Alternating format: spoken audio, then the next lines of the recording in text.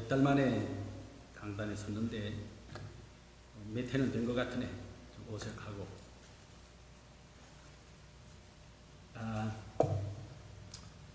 레이버데이 위켄드가 돼서 그런지 많이들 출타하시고 오늘 한 절반밖에 못 오신 것 같으네요. 여러분들 반갑습니다.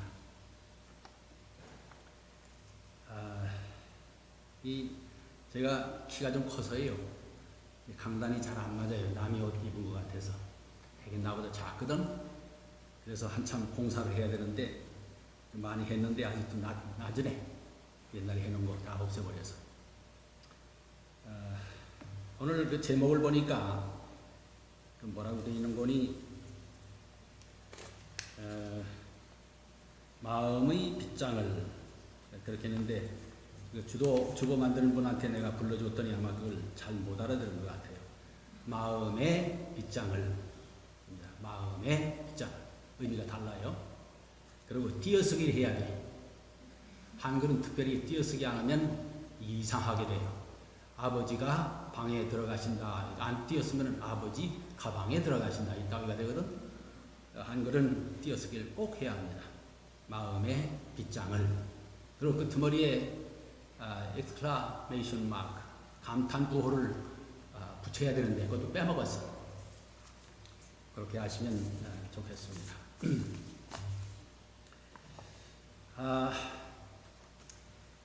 오늘 제목을 마음의 빗장을 그렇게 달았는데 오늘 말씀의 핵심은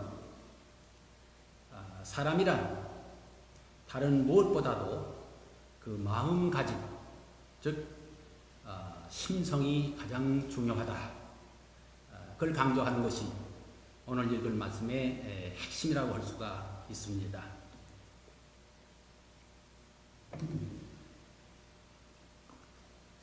옛날에 중국 송나라 때에 명재상으로 이름이 났던 범중엄이라고 하는 사람이 있었는데 그가 벼슬길에 나가기 전 젊었을 때에 이런 일화를 남겨주고 있습니다. 유명한 한 도사를 찾아가서 이렇게 물었어요. 내가 장차 이 나라의 정승이 될 수가 있겠습니까? 도인이 한참 동안이나 범중엄을 아래 위로 훑어보다가 그 당신은 골상을 보니 정승되기는 틀렸소. 그래서 또 묻기를 그럼 내가 병 고치는 의원은 될 수가 있겠습니까? 그 말을 듣고 도인이 의아한 생각이 들어서 말하기를 그 일국의 정승을 꿈꾸는 사람이 어떻게 시정의 의원 노릇을 하겠다는 얘기요? 그렇게 반문을 했습니다. 그 당시에 그 송나라에서는 벼슬길에 나가는 선비는 아주 귀하게 여겼지만 병 고치는 의원은 그 천한 사람들이나 하는 직업으로 그렇게 알던 그런 때였어요.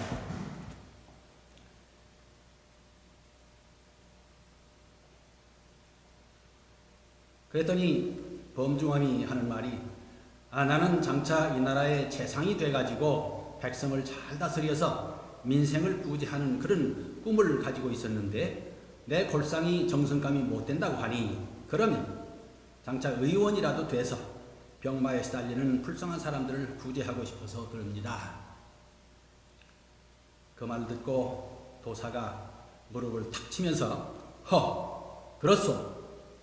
그럼 당신은 장차 기필코 정승을 하게 될 것이 틀림없어. 그렇게 먼저 말을 뒤집었습니다. 범중엄이 하도 이상해서 조금 전에는 날 보고 정승이 될 수가 없다고 하더니 무슨 말이요? 그때 도사가 이렇게 대답을 했다고 합니다. 대저 골상은 색상만 못하고 색상은 심상만 못한 법이요.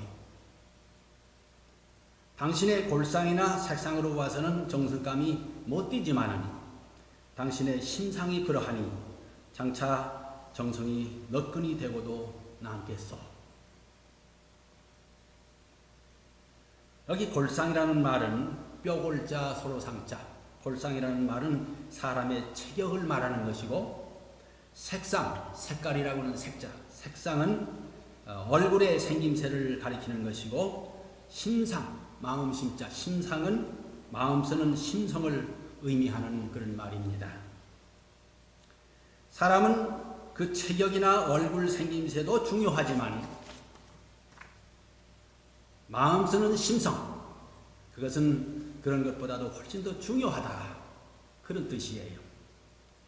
그래서 범중왕은 훗날 송나라의 정승이 돼가지고 백성을 잘 다스리는 그런 명재상이 됐다고는 얘기해요.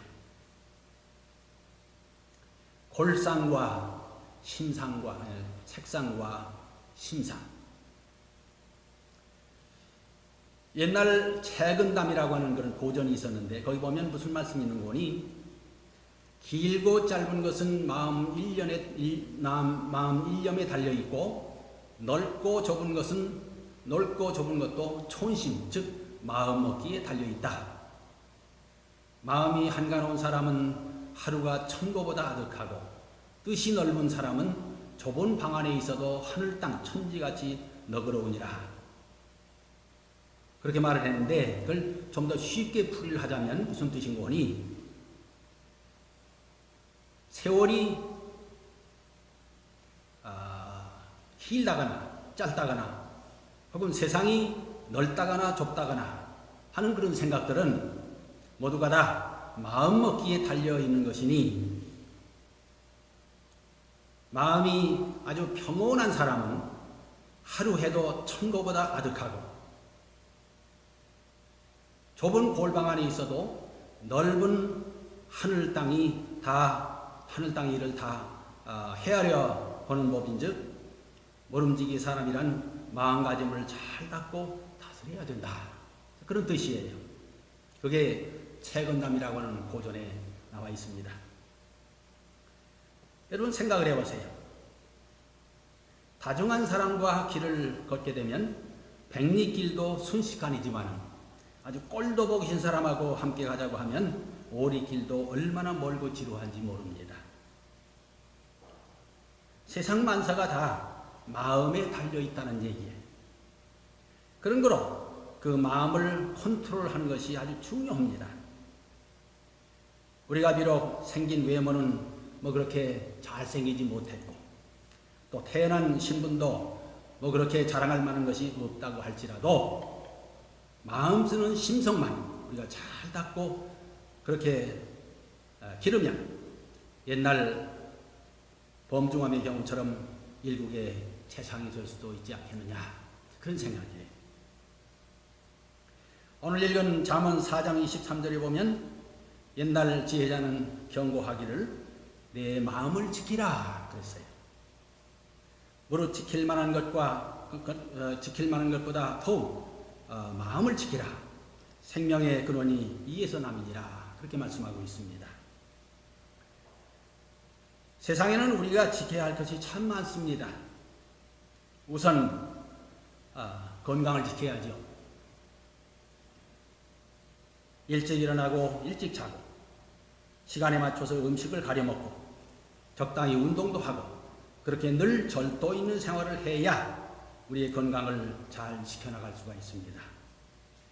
게으르고 무질서하게 그렇게 아무렇게나 폭음폭식을 하게 되면 우리의 건강이라고 하는 거 금방 망가지고 말아요. 그 다음엔 뭘 지켜야 되느냐? 돈을 지켜야죠. 돈이라고 하는 것은 열심히 벌기도 해야 되겠지만 그 번 돈을 낭비하지 아니하고 잘 지킬 줄 알아야 합니다. 옛날부터 일러오기를 창업보다 수성이 더 어렵다 그랬는데, 돈을 벌어서 쓸 줄도 모르고 노랭이가 되는 거, 그것도 물론 잘못된 일이겠지만은, 그러나 돈푼이나 좀 벌었다고 해서 절제없이 흥청망청 쓰는 버릇, 그것도 역시 노랭이보다 나을 까 없어요. 그 다음에 또 우리가 뭘 지켜야 돼요? 채통을 지켜야 합니다. 사람은 누구나 나름대로의 채통이 있어요. 목사는 목사가 지켜야 할 채통이 있고 장로는 장로가 지켜야 할 채통이 있습니다. 집사는 집사의 채통이 있고 믿는 사람은 믿는 사람으로서의 채통이 있어요. 사람이 자기 채통을 잃어버리고 지킬 줄을 모르면 그거 다 볼장 다 본 거예요. 그 다음에 또 뭘 지켜야 돼요? 신의를 지켜야죠. 한 번 맺은 약속은 자기에게 손해가 된다고 할지라도 끝까지 지키는 의리. 한 번 결심한 일은 어떤 어려움이 닥친다 할지라도 끝까지 밀고 나가는 그런 신념. 한 번 주어진 책임은 상황이 달라졌다고 하더라도 끝까지 완수하는 그 의리. 그런 의리가 얼마나 중요한지 알 수 없습니다. 의리에 살고 의리에 죽는다. 뭐 그런 똘마니 그런 그 의리 말고 물론 그건 좋지 않지만은 그러나 신의가 점점 희박해져가는 오늘날 세상에서 그처럼 사람 사이에 신을 지켜나간다고 하는 것 얼마나 힘들고 또한 중요한 일인지 알 수가 없습니다. 근데 우리가 세상에서 지켜야 할 그런 모든 것들보다도 더 아주 중요한 것은 뭐냐? 그게 우리의 마음을 지키는 일이다 그랬어요. 무릇 지킬 만한 것보다 더욱 내 마음을 지켜라. 생명의 근원이 이에서 나느니라. 옛날에 미색이 뛰어나고 강우에 능하고 절개가 곧던 그 평양 기생들은 기생으로 있는 한 절대로 어떤 남정네에게도 마음을 주지 않는 것이 첫째 신조였다고 합니다. 기골이 준수한 귀공자가 사랑을 고백해도 돈 많은 활량이 유혹을 해도 혹은 기품이 높은 선비가 연정을 호소해도 절대로 마음을 여지 아니하고 정을 주지 않는 것입니다. 한 번 마음을 열고 정을 주면 그날로 명기의 생명은 끝나고 맙니다. 끝까지 마음을 닫아걸고 절개를 지켜야 비로소 평양기생으로서의 명성을 유지할 수가 있었다. 그래요. 여자만 그렇게 했어요. 남자도 마찬가지지. 전에 언젠가 한국일보의 그 연예신문에서 읽은 일입니다마는 한참 한국에서 히트했던 그 서울의 달이라고 하는 그 드라마가 있었습니다. 거기 보면 무슨 얘기가 있는 거니 유한마담을 홀리는 제비족들의 철제 신조도 역시 절대로 마음을 주지 않는다 하는 것이 철저한 신조라고 합니다. 한번 마음을 열고 한 여인에게 정을 주면 그때부터 진짜 제비족의 생명은 끝나고 만다는 것입니다.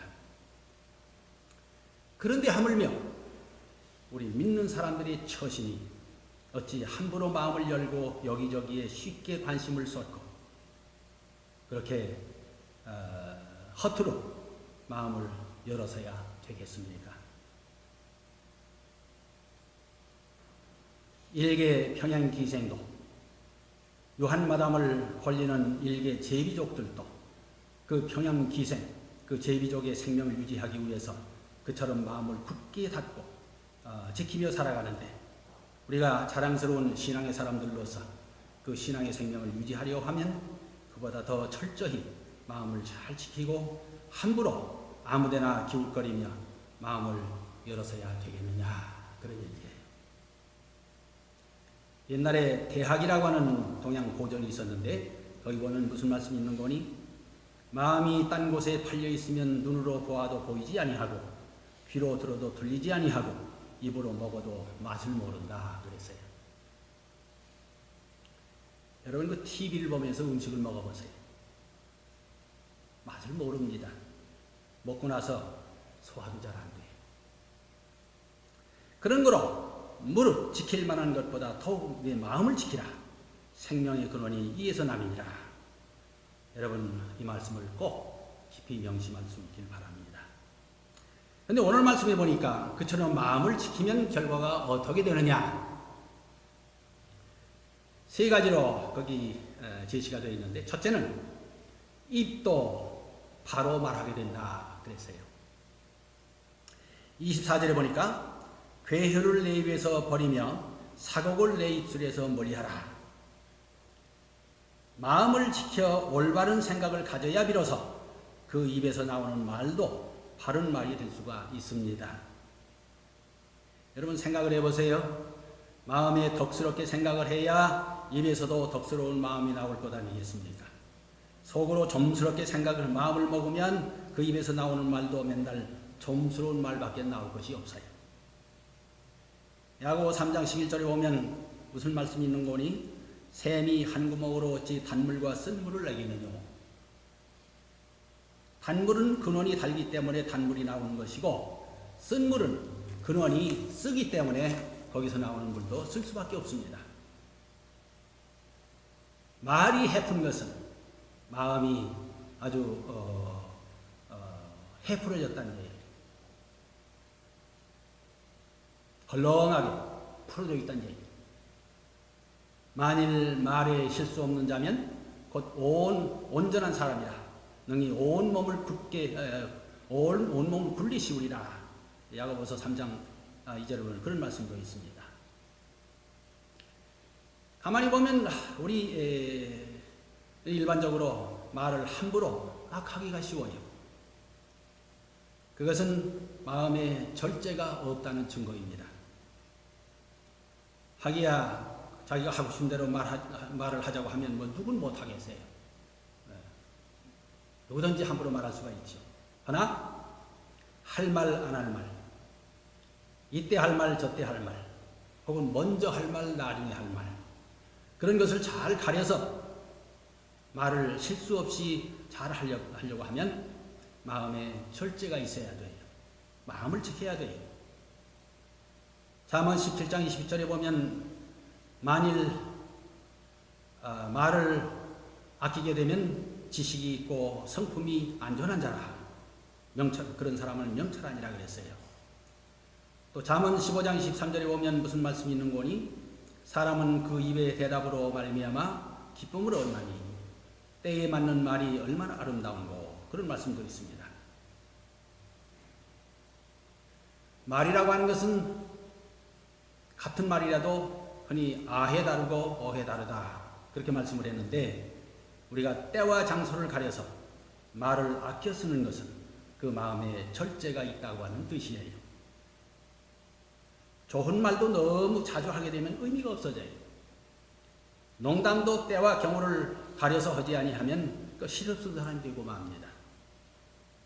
모름지기 속에 절제하는 마음이 있어야 입으로 나오는 말도 시의에 적절한 그런 말이 될 수가 있는 것입니다. 오래전에 그 한국에 있을 때 본 일입니다마는 말 한마디 잘못해가지고 귀한 부부의 관계가 파경에 이르는 것을 본 적이 있어요.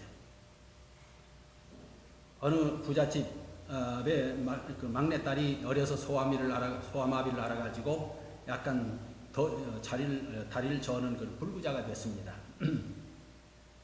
오늘날은 세상이 많이 달라져서 그런 병도 잘 고칠 수가 있게 됐지만은 그때만 해도 의술이 발달하지 못해서 그런 그런 병 고치지 못하고 속수 무쳐 있었어요.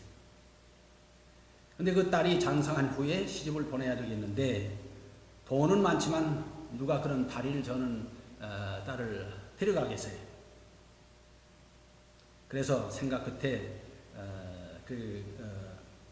아이디어를 냈는데, 똑똑하긴 하지만 돈이 없어서 공부를 못하는 그런 그 가난한 집 청년을 대일사위로 맞아들게 됐습니다.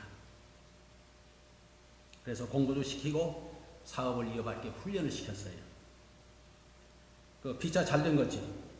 한쪽은 돈으로 결함을 커버하고 한쪽은 사람들, 그 인물로 결함을 커버하고 그렇게 해서 가정을 이루었습니다. 근데 사람이란 살다 보면 어찌 좋은 일만 있겠습니까? 떨어 언짢은 일도 생기고 그러다가 말다툼도 하고 싸우기도 하고. 이 젊은 부부도 예외가 아니었어요. 근데 한 번은 무슨 일로 심하게 말다툼을 하다가 아내가 홧김에 함부로 말을 내뱉었습니다. 집이 가난해서 대일사위로 들어온 주제에 무슨 큰 소리냐. 그러니 남편이 그 말을 듣고 어찌 가만히 있을 수가 있겠습니까? 당장에 그 남편이 되받기를 다리병신 주제에 무슨 육갑을 떠느냐고 이렇게만 받아쳤어요. 자, 이래 놨으니 그 결과가 어떻게 되겠습니까? 평소에 그렇지 않아도 길사 위로 들어와서 길을 못 펴고 남느니 눈치만 남아있는 처지인데 대릴사 위로 들어온 주제에 어쩌고 하면서 그런 말을 하니 이 똑똑한 남편의 마음에 비수를 꽂은 것입니다.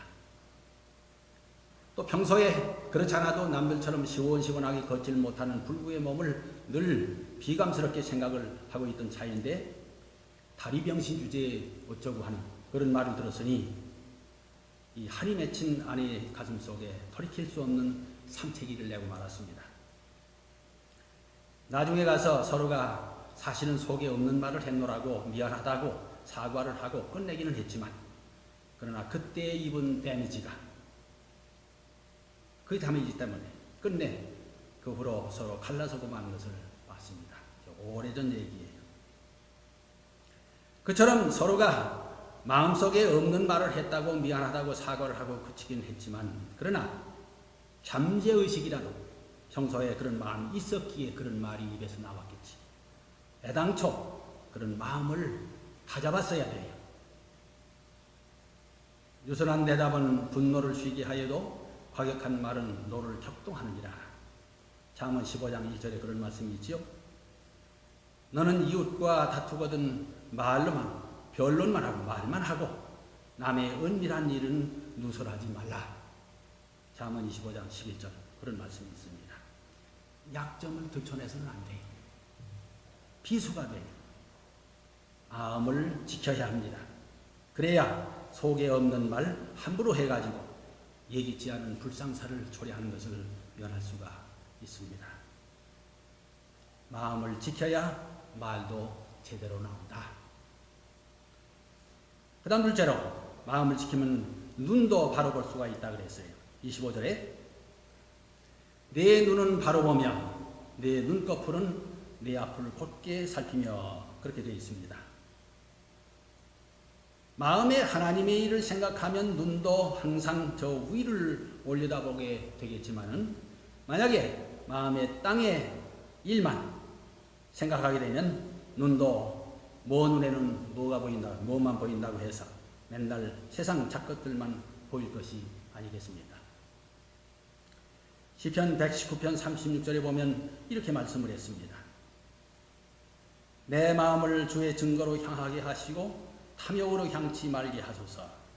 내 눈을 돌이켜 허탄한 것을 보지 말게 하시고 주의 도에 나를 소성케 하소서 그랬어요. 내 눈을 돌이켜 허탄한 것을 보지 말게 하시고 흔히 눈을 가리켜서 마음의 창이라 그래요. 눈은 몸의 등불이니 그러므로 내 눈이 성하면 온몸이 밝을 것이요 내 눈이 나쁘면 온몸이 어두울 것이니 그러므로 내게 있는 빛이 어두우면 그 어두움이 얼마나 하겠느냐. 마태복음 6장 22절에 보면 주님께서도 그렇게 말씀하신 적이 있습니다. 우리가 세상에서 행복하게 사느냐 불행하게 사느냐 만족스럽게 살 수 있느냐 맨날 짜증만 내고 불만스럽게 사느냐 하는 것은 주로 마음 먹기에 달려 있습니다. 마음으로 불행하다 생각을 하면 맨날 짜증이 나고 불행하게 살 수밖에 없어요. 아무리 돈이 많고 몸이 편해도 그 아무 소용없습니다. 만물의 피곤함을 사람이 말로 다 할 수 없나니 눈은 보아도 족함이 없고 귀는 들어도 차지 아니하는 거다. 전도서 1장 8절에 오면 옛날 지혜왕 솔로몬도 그렇게 탄식하고 있습니다. 마음을 비워야 돼요. 그래야 행복이 거기에 자리를 잡을 수가 있습니다. 마음을 다스릴 줄 알아야 합니다. 그래야 매사에 만족을 느낄 수가 있습니다. 너희는 상과 모든 탐심을 물리치라. 사람의 생명이 그 소유의 넉넉한 데에 있지 아니하니라. 주님께서도 누가복음 12장 15절에 보면 그렇게 말씀을 했어요.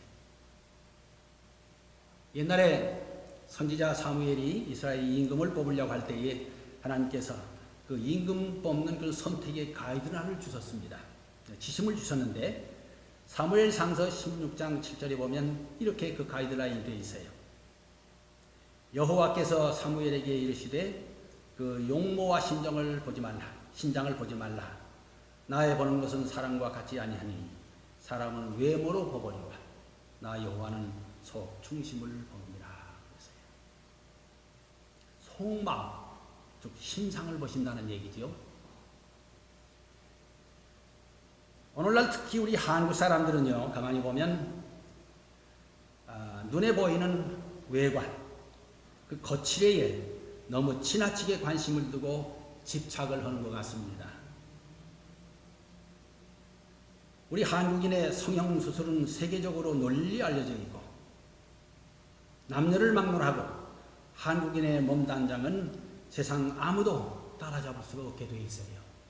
여러분 그 TV를 보세요. 아나운서들, 그 중에도 특히 기상캐스터들, 여성 기상캐스터들 보면 이거 패션쇼야. 1급 패션쇼예요. 세상의 어느 나라의 TV도 그런 거 본 적이 없습니다.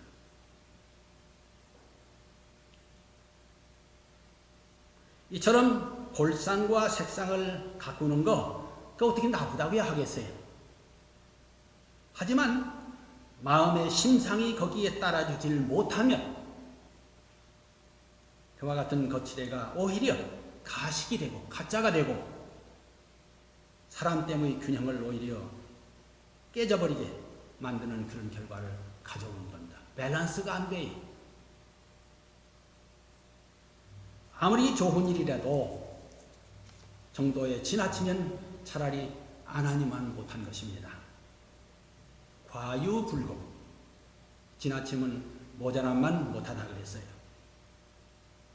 근데 마음가짐, 즉 심상을 갈고 닦는 일을 제일 우선으로 삼아야 할 우리 믿는 자들이, 그리스도인들이 그와 같은 세상의 풍조에 아무런 비판도 없이 휩쓸리고 동화되어가는 것, 한심한 일이 아닐 수 없습니다. 너는 그 용모와 신장을 보지 말라. 나의 보는 것은 사람과 같지 아니하니 사람은 외모를 보거니와 나 여호와는 속 중심을 보느니라. 이 말씀을 깊이 명심해야 되겠어요. 심상을 닦고 마음을 지킬 줄 알아야 된다. 그런 뜻입니다. 그 다음 마지막 셋째는 우리가 마음을 지키면 어떻게 되느냐. 발도 바로 갈 수가 있다. 26절에 보니까 뭐라고 되어 있는 거니? 내 발에 향할 첩경을 평탄케 하며 내 모든 길을 튼튼히 하라. 우편으로나 좌편으로나 치우치지 말고 내 발을 악에서 떠나게 하라. 그랬어요. 생각을 해보세요. 마음이 바로 되어 있어야 발도 옳은 방향으로 갈 수가 있을 것 아니겠습니까? 마음이 잘못되어 있으면 발도 그릇된 길로 갈 수밖에 없게 되어 있어요. 그래서 옛날 시인은 뭐라고 말씀한 거니? 주의 말씀은 내 발의 등불이요 내 길에 빛이 되시나니 내가 주의 의로운 규례를 지키기로 맹세하고 굳게 정하였나이다. 그래서요. 시편 119편 105절에 그런 말씀이 있습니다. 우리가 마음을 올바로 지키고 가다듬지 아니하고 두 마음을 품게 되면 매사에 불공평하고 공평하지 못하고 좌우로 치우치기가 쉽습니다.